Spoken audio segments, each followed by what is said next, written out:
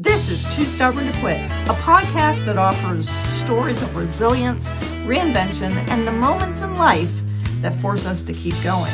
Each week we explore real people, real setbacks, and the stubborn determination it takes to move forward when life doesn't go according to plan. And if life has ever knocked you sideways and quitting wasn't an option, you're in the right place, because that proves that we're all too stubborn to quit. On this episode of Too Stubborn to Quit, we're talking about what happens when life hands you a verdict and you refuse to accept it. At just 39 years old, our guest, Lisa Stamm, had her first stroke. A few years later, she had another stroke that left her paralyzed. Doctors told her she would never walk again, but she proved them wrong. Lisa's story isn't about what she lost. It's about what she rebuilt and how you keep moving forward when the road ahead looks like nothing that you've ever planned for your life. But before we begin, if you could please follow and subscribe and share, because especially this episode, because stories like Lisa's remind us that quitting is never an option. So let's get into it. Lisa, nice to see you. Nice to see you. Thanks. I'm doing good. Yeah, doing good. Linda, how's your week? I hate to ask. Another great week. Another great week. All right. Huh? Another great week. Awesome. Me too. But a Friday, so we're good.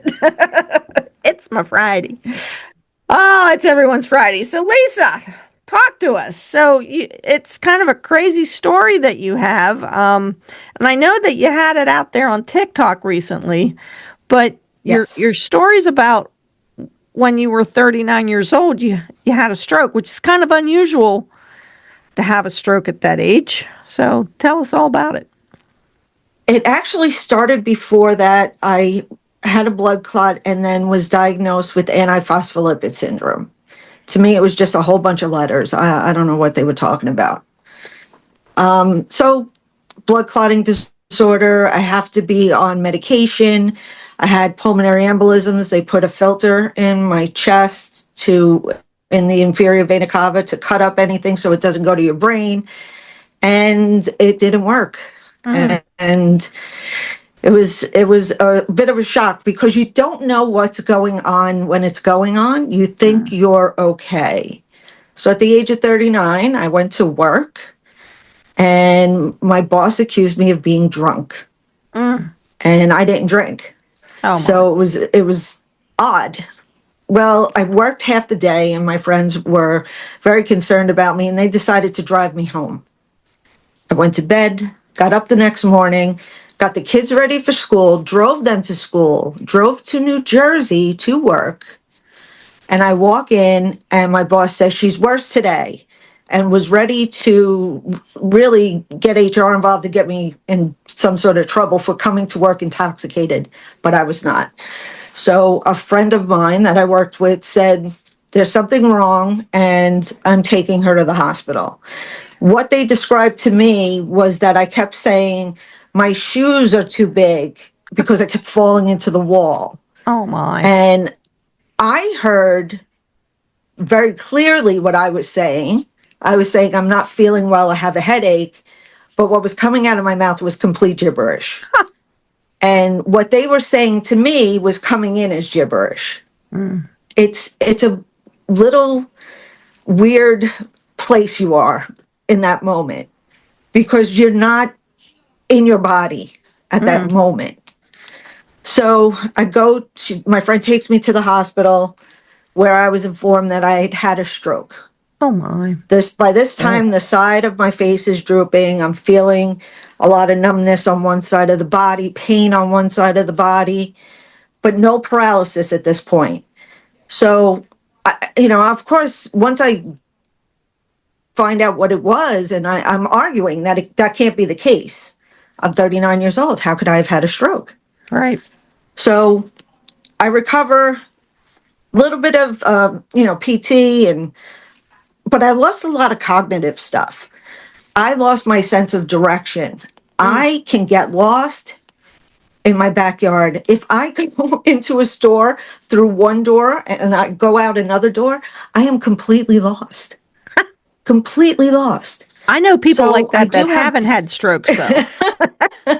I know, but he turned off in a switch, which is the most alarming part, because on one day I was okay, and now post stroke I'm trying to figure out how to get to my doctor's office and how to get to the kids' school and all these things that I've done a million times, but I Right. had no idea where I was. So get out of the hospital and I'm recuperating, and I go back to work, and I basically didn't even know how to turn my computer on. Like I just sat down and I was lost. So you just lose a lot of who you were. It's not who you How are long was anymore. it? Lisa, can I ask you a question? Yeah. How long was it from the time that they took you to the hospital till they released you? How long was that I before was you went back to work? I was in the hospital 5 days and I returned to work. It was 2 weeks past from the stroke. Wow. Okay. Physically, I was okay. I was So able to move and do things, but the whole cognitive thing was way off. And we didn't know was your about body any still kind of sluggish? cognitive therapy. I'm sorry, Was your body still sluggish? Was your body still sluggish? a bit, a bit. Okay. But I was physically able to do everything I could before. It was like it bounced back physically, Okay. but the other parts just didn't fit into play. Hmm. And then years later, I'm at work at a different job and I feel it coming on. Oh I'm my. getting dizzy. I feel like I'm going to faint. And I go up to a friend and I said, "Do I look okay?" Because I could feel like my skin was peeling off my face. Oh my. And he looks at me and says, "You're fine." And I knew I wasn't fine. So I walked to where the managers were.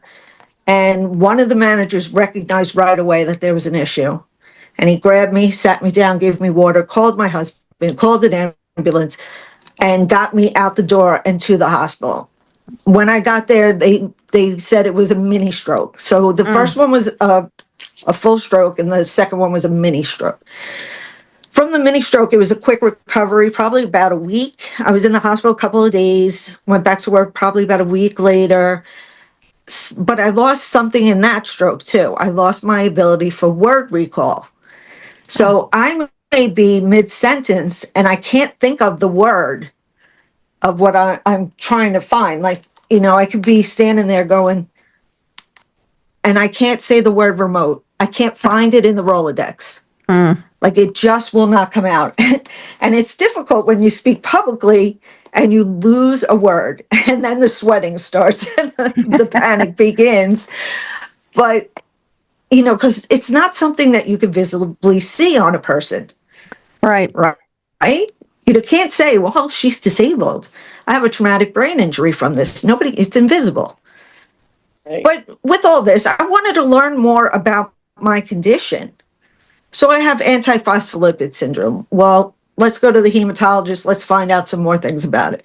Well, it turns out I have 5 different blood clotting disorders. Oh my. I have antiphospholipid syndrome, anticardial lipin syndrome, lupus anticoagulant, factor V, and protein S deficiency, among other things. So with that, I just wanted to know, like, how can I advocate for myself? Yeah. What do I need to be doing to make sure that I'm okay? Take your blood thinners, follow all the rules with it. Now, because of all these conditions, when people are on blood thinners and they go and they get checked, they just get a finger prick and they put a little drop of blood on the machine and they're done. Not me. I have to get a full draw every 2 weeks to make sure that, because Still? my numbers don't read right on the machine. So I Still, can't you're do still it at doing that. home. You're still doing that. Every 2 weeks. Oh my. Every 2 weeks since I'm 29 years old. Wow. Yeah. Wow. So there's actually a spot on my arm that it's worn out. The good vein is a little worn Wow. out from them sticking it all the time. But, I followed all the rules. I make sure that my blood work comes back good every time. They adjust my blood thinners to make sure I'm at a therapeutic level.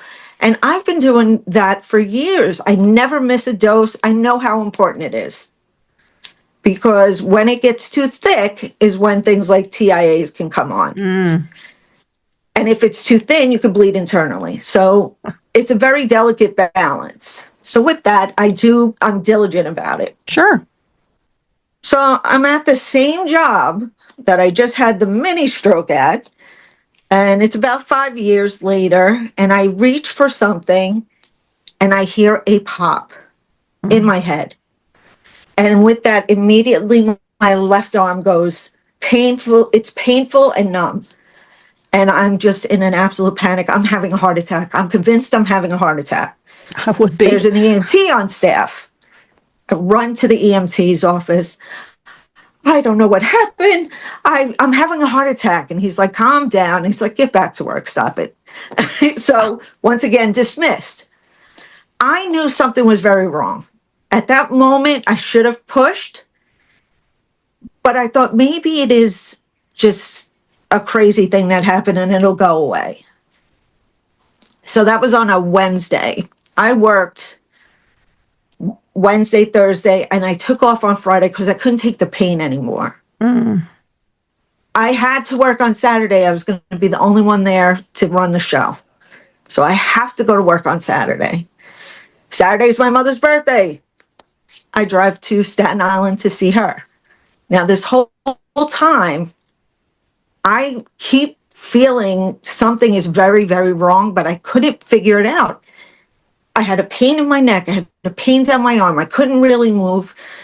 I couldn't understand what was going on. And of course, I don't want to complain. I don't want to go to the doctor. So I wait until Monday.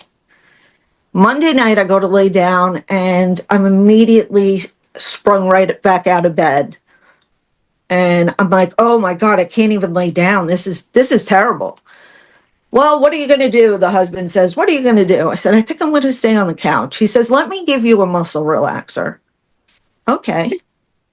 Oh, I boy. take the muscle relaxer and my leg, I lose all feeling in my right leg immediately. Oh, my God. So now I'm thinking, what did he give me? This couldn't have been just a muscle relaxer. That's not how that works. So as that goes away, now I'm trying to lay flat. I can't. I'm crying. I'm crawling on the floor because I can't move my leg. With that, the other leg goes numb and no Jeez. feeling. And what's your husband saying through all this? I was by myself in the living room of my house, crawling around, crying, and everyone slept through it. Oh, I screamed. You didn't I was like, scream "Did really somebody loud help and get me?" really. Oh, I was loud. Nobody heard me. oh, my God. So the next morning, my husband wakes up and I'm like, you have to help me, get me off the floor. And he's like, get off the floor yourself. What are you doing? So he jerks me up, not realizing that I'm really severely hurt. And he's like, fix your legs. What are you doing? They're just hanging there. I said, I have no feeling. I have nothing. I can't get to the bathroom. I have to pee. I feel the pressure. I really have to pee. He says, well, I have to go to work. Nice guy. Okay. Oh, my. He leaves and I decide I'm calling 911. Good. I waited for my kids to get on the bus because I didn't want them to see all this nonsense. They were teenagers. They got ready and they left. And I call 911 and I say to the person the dispatcher, I can't pee. I said, I have no feeling from the waist down and I can't pee. And she says, honey, do you have an aneurysm? I said, not that I'm aware of. And she said, oh, I think you do. I will get someone there immediately. I said, I'm on the second floor. My house was a high ranch. So when he came in, you immediately had to go up the steps. Up steps, yeah. So he says they'll bring a sled. I said, oh, okay. I don't know what this means.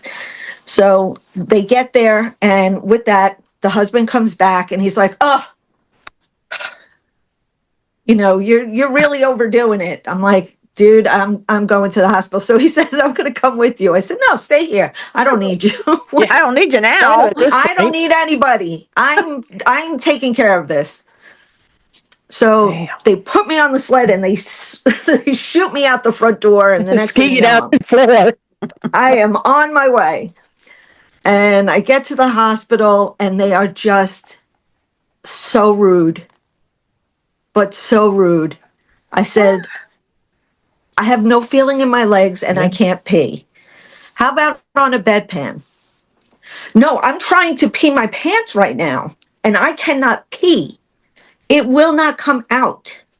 Bedpan, the floor, my pants, it doesn't matter. It's not happening. So they jerk me up and they throw a bedpan under me and they put me in a closet. And I'm sitting there going, I can't pee. I still can't pee. About 15 minutes. The nurse comes back in and says, well, you're only getting a room because you need a catheter. And I'm like, oh, thank God. So she puts me in one of the rooms and she's like, hold your legs up. I said, I can't. I can't get them up. I can't move them. I have no feeling from the waist down. And she was like, oh. So finally they do the catheter. I finally get relief. And they were just so super rude. And I'm like, I need something right now. I need an MRI, a CAT scan, something. Something is very wrong. How can I not have feeling from the waist down? Right. That's I am not normal. paralyzed right now from the waist down. How come nobody sees this as any kind of emergency? So they sent me for the CAT scan. Then they said, oh, no, you need an MRI. I go to the MRI room and finally somebody is listening. Good. And she says, honey, take your time. We want to get the best pictures we can. I'll help you lay down. And it took me an hour to finally get to a position where I was flat. They kept moving me down a little bit at a time, right? So I have the MRI, I go back, and the doctor says to me, you have something very real. And all I'm thinking is, What you know about? I Thanks. don't know what that means. What do you mean it's very real? Was it fake before? And he said, no, it's pretty serious. You have what's called an epidural hematoma. So I'm thinking, okay, so I have a very big bruise on my back. So basically, I had a blood clot in my spinal column. Oh my God. Right? With this, they're not equipped to handle it at that hospital. They're going to send me to another hospital for a consultation. Okay. They put in 4 lines of platelets because I'm on blood thinners. Well, I didn't put 2 and 2 together. I didn't realize they were making my blood thicker as quick as they can. Oh my God. So I get in the ambulance and the EMT says to me, is this a code blue? And I said, I don't know what that is. And he said, an epidural hematoma is pretty serious. So why isn't this a code blue? I said, I don't know. So he calls ahead to the hospital and they said, squeeze the bags of the platelets to get them in as quickly as possible. Push on the bags. And they said, but keep her calm. So the guys are squeezing the bags, pushing all the stuff into my veins. I get to the other hospital and it is like, I get into the room and people come from everywhere. Oh, I'm this person. I'm that person. I'm going to be doing your anesthesia. I'm going to be doing. I'm here for a consultation. No, honey, you're here for surgery. And I'm like, I don't understand. It For can't be what? treated any other way. Right. Because anytime I've had anything before, oh, we'll just adjust your blood thinners or, it was always treated with a prescription of some sort. So here we are, that something is very serious. It was 5:30. It was 5:15. I looked at the clock in the room. Now with this, I'm getting poked and all these students came in and I'm just like, this is so crazy. But at this point, I had told my husband, go home, feed the dogs, take care of the kids, come meet me later. It's a consultation. I could deal with it. They take everything from me and they run me down the hallway. Like what you see on TV when they're running someone with a gurney. Yeah. That was happening. That was my life at that moment. Oh my. And I get into the operating room and they said, do you want to meet the doctor that's going to operate on you? And of course I said yes. And she comes out and she says, remember this face, I'm the one that saved your life. And then she puts her mask up and she goes, come on, let's go. She starts yelling and screaming. Next thing you know, I'm out. I wake up in the room 4 hours later and Joe was standing there and I wake up and I said, Joe? And he's like, oh my God, she's alive. And he's crying. I didn't find out till the next morning because they sent me for another MRI at that point to make sure they got it all. The next morning is when everything was explained. So what it was, I did have an aneurysm. It did pop. I was bleeding internally for 6 days. Oh my God. People don't normally survive a few hours with this condition. An aneurysm. Right. Yeah. It usually puts lights out pretty quick. Yeah, 6 days. I was bleeding internally. So the size of the blood clot was tremendous. Oh my God. So with it being so large and in my spinal column, it actually broke the bones that were around it. So my C7, C8, T1, T2 had to be cut out because they were shattered and they were putting pressure on the spinal cord. Wow. So with that, I find out you may be permanently paralyzed. You have a spinal cord injury and you may be permanently paralyzed. And I was in a bit of shock, but I wasn't going to accept that for an answer.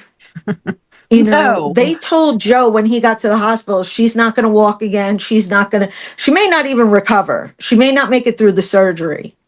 So he was shocked to see that I was awake. But the next morning when they're explaining all this, and it's just so much to take in, I wiggled my toe on my left foot. And I looked over at him and I said, I got this. I got this. I could do this. I had no idea what I was in for. I was in the hospital for 10 days and I was trying to walk. I got 60 steps. That was the big milestone that I hit. I hit 60 steps. My understanding of when you're paralyzed and it's temporary, they relieve the pressure. I thought this would just return because the pressure was relieved. But no, I have a spinal cord injury. So now you have to work pretty hard to get back what you once had. Right. So I spent 10 days in the hospital and then they put me in a rehab facility. And in the rehab facility, I was in a wheelchair, learning how to do everything very carefully. The way the muscles come back is very odd. It's in little pieces. It's not like, okay, so now you have the whole top of your leg. No, I had certain sections of my leg that I could feel. Using a walker was very difficult because I didn't have the strength to hold myself up. And then I didn't have the strength to keep my hips from swaying all over the place. So, they would be holding me and I'd be walking with the walker and I'd be like, am I dancing a lot? I'm dancing, aren't I? Like I always try to find the funny, because my hips would move all over the place and I'd be shaking like crazy. But I tried to find the funny. It is such a serious place and people had a lot worse conditions than I did. I mean, I was looking at people who Not had by much. amputations and things like that. Mine was nothing compared to that. So it I I hear was, know, that a that sounds lot, pretty though. serious. I hear that a lot, especially with people who are strong and want to keep going. They say, "Well, I've got nothing. Look at that poor person over there," and that's part of the gratitude that brings you back, though, right? it is, it is. You don't want to feel bad for yourself. Right. You don't want to show anybody that you might be feeling bad for yourself. You want to persevere. And I was determined that not only was I going to walk, I was going to run. I was going to be better than I was before. I'm going to be bionic, like I'm doing this.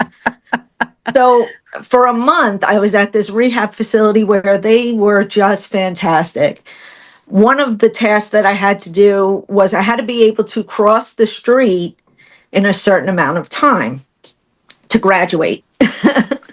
So they took me out to the Frogger. busy No, road sorry. and had me cross the street with With my or without walker. hit traffic. Yeah, in traffic. Oh my In God. traffic. Oh, shit. So they timed me before, but they're like, here's the real test. We're putting you out of traffic. And I'm like, this is amazing. So you're up in New York in traffic trying to cross the street? It was actually in Allentown, PA, and it was a Oh, quieter okay. road. It wasn't a really Yeah, busy I road. know It was where. one lane each Okay. way. So I was grateful for that. Yeah. But yeah, I mean, they encouraged you and they pushed you just enough to keep you motivated. Like they didn't push you beyond your limits. One of the things that I had to do to graduate from there was I had to be able to make myself a grilled cheese sandwich. So they have an apartment set up in the facility. I had to go to that apartment. I had to be able to open the fridge, get the ingredients, put on the stove, make it, clean up after myself. I had to be able to sit in different kinds of chairs. I had to be able to get in and out of the shower. Wow. And it's just crazy all the things that they have set And up. They thought of everything. isn't it crazy how you take things for granted? I mean, Because we cook, we clean, we get in and out of the shower, we so get you up and can't go to do it. work in the morning. And we take all of that for granted, until you don't have it. it was the greatest grilled cheese sandwich I ever ate. Betcha. You didn't burn it though, right? Yeah. I didn't burn it, and Okay, I good. made it. I made it. This is great. Awesome. So now I'm afraid to go home.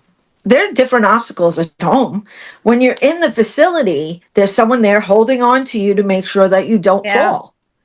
Well, now I'm going to go home. I have dogs. I have stairs. I have all these things.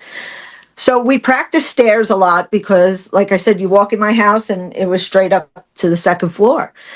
So we practice stairs a lot. And one good thing that they did at the facility too is they allowed my dogs to come and visit. Oh, good. And that was amazing. It brought such a smile to everyone's face I'm sure. because my dogs wanted to meet everybody. Oh, yeah. So it was a treat for That's not cool. just me, but for them too. Now I know my next dog is going to be a therapy dog that I'm going to go visit people in the hospital because Oh, it just that's brought cool. such a smile to everyone's face. So that's what I want to do. But it was difficult going home because now I'm going to be home alone. I'm going to be with the dogs. What if someone rings the doorbell? What if all those what Right. ifs are going through your mind? So I have to let the dogs out. Like one of my first days home, and I opened the door, I let the dogs out, and then there was a little 3 steps and then a little ramp for them to go down. So I put my walker aside and I hold on to the railing and I move myself and I hear in the distance, "Hey, are you supposed to be doing that?" I'm like, nope. My neighbors all knew what happened. And they were all keeping an eye on me, and they're like, "Don't take chances. Don't, good. don't Oh, that's good. don't overdo it." See, they knew you too. Yeah. And that's the Yeah. other thing. You have to listen to your body and your limitations. Maybe you don't have it today, but you might tomorrow. So don't rush it and hurt yourself. You know, Yeah. Right. it's just a very different thing. It's so gradual. So I was going to physical therapy 3 days a week. A little ambulance would come and pick me up and take me to the facility, and I would go for my stuff. And you know, I was seeing such progress, and I was so very happy. And I said, you know what? I want to try running. And the physical therapist says, no. I said, but I want to try. Not that I'm a runner by any means, but I want to know that if there's a zombie apocalypse, You could I run could away get from it. away. I get I it. could run away. I get it. So we find an area where it's a narrow hallway, and she says, in case you lose your step, you know, you'll bump into the wall, and you won't fall all the way down. Okay. So I run down the hallway, my attempt at running, and I turn around and she is doubled over laughing. She says, I've never seen that in my life. She said, one leg goes forward and the other one goes out. It just goes out. So I get to stay in that for a couple of steps, but then I'll just fall. So that is one thing I never Sorry. got back. It's hilarious. You ever see, now you got to look this up. It's called the Jesus lizard. It runs I so have fast. seen It the runs Jesus on. lizard. That's what my legs do. They do Oh, that. good. That weird thing. So with all that, I got almost everything back. I do have some trouble walking, and I didn't realize it. I thought I looked fine. Until my cranky neighbor said to me, why do you walk funny? And I came home and I said, do I walk funny?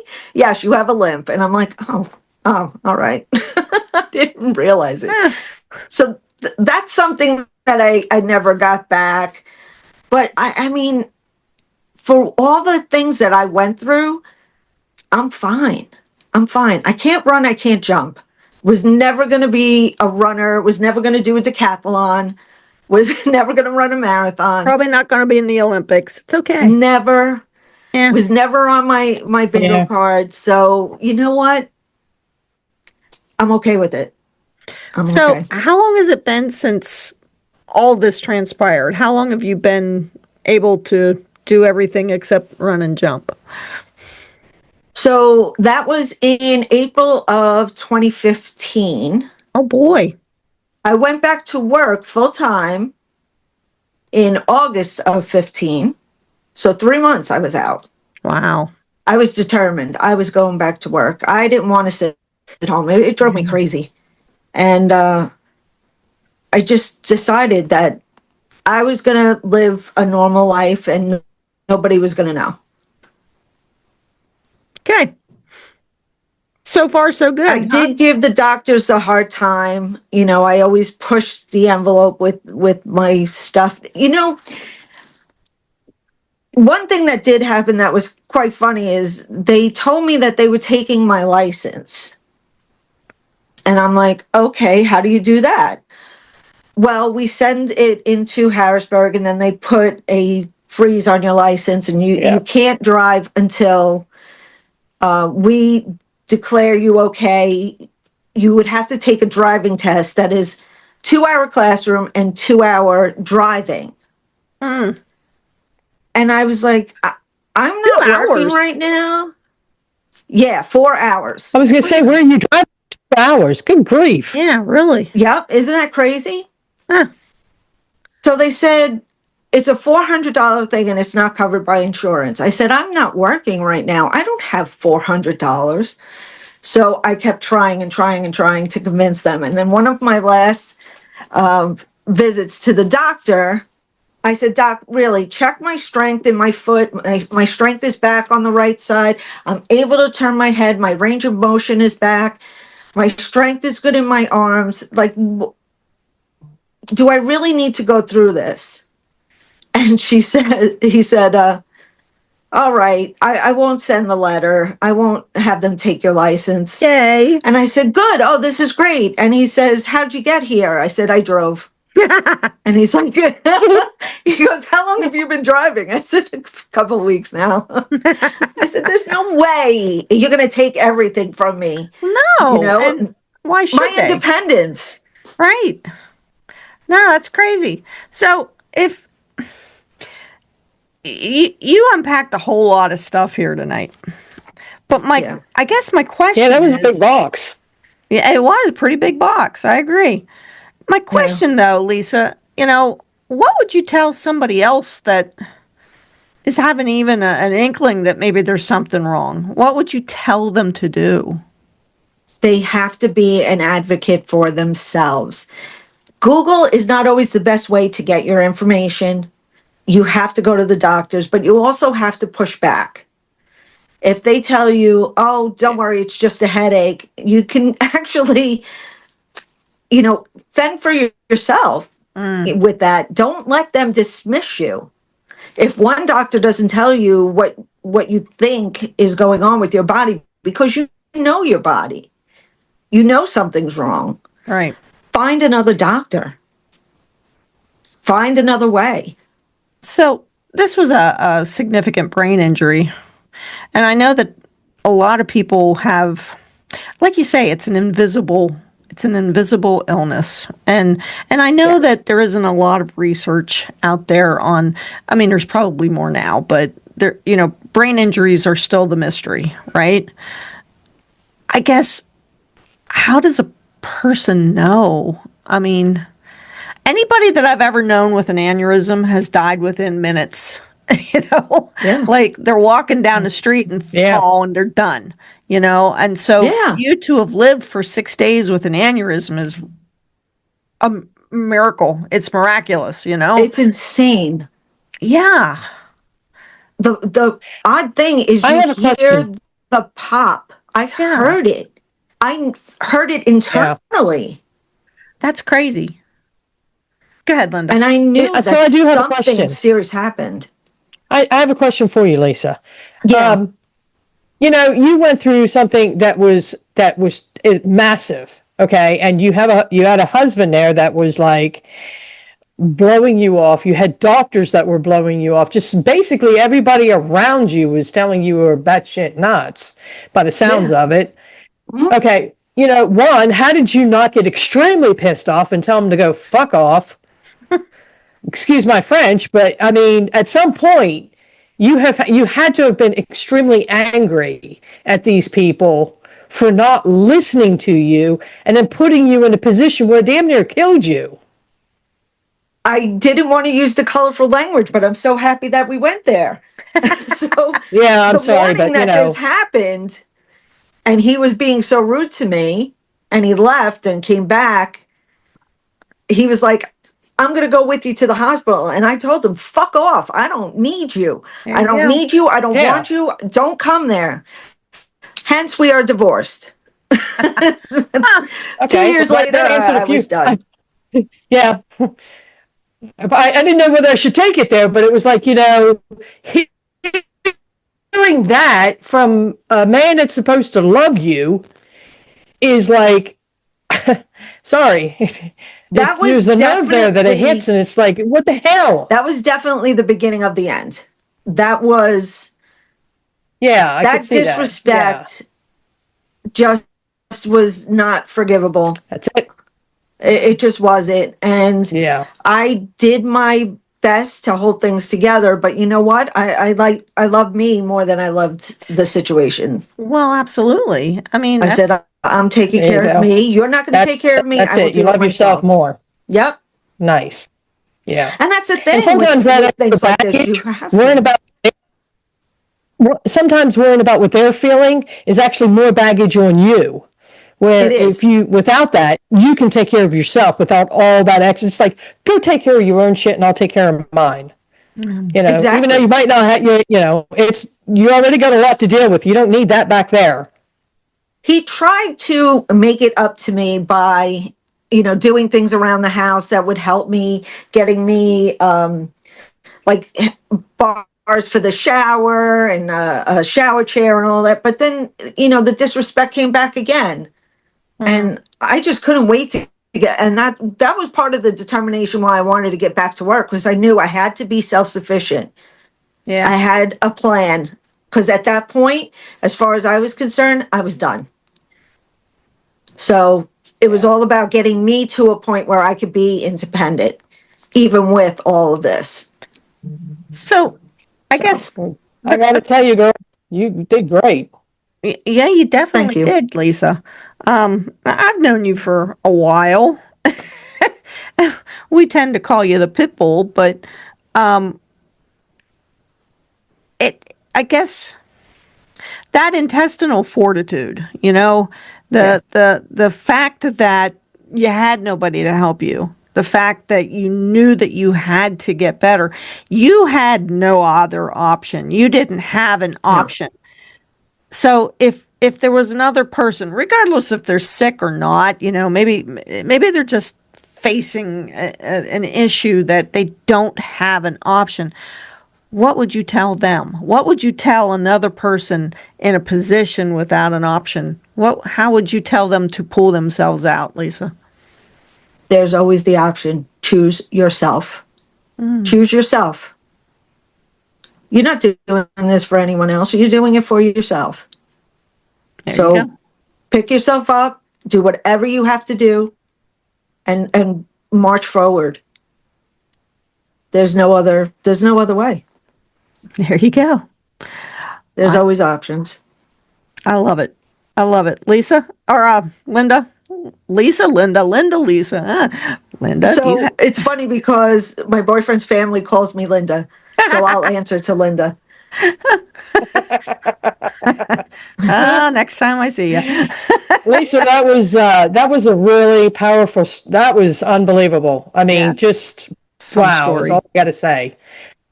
You really, you got some shit behind you, girl. That's all I got to say.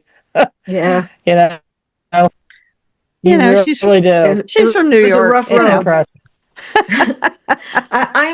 I'm a bit determined. You tell me I can't do something, I'm going to do it twice. So that was part of it too. I had to prove them wrong, and sit back and say, "I told you, I told you I would do it." You put the goalpost, and I just kept going for it. That's really awesome. You know what I say about That's amazing. That? Damn Scorpios. That's how it is. It is. Now, so think about this. I am a Scorpio. I am from New York, and I'm Sicilian.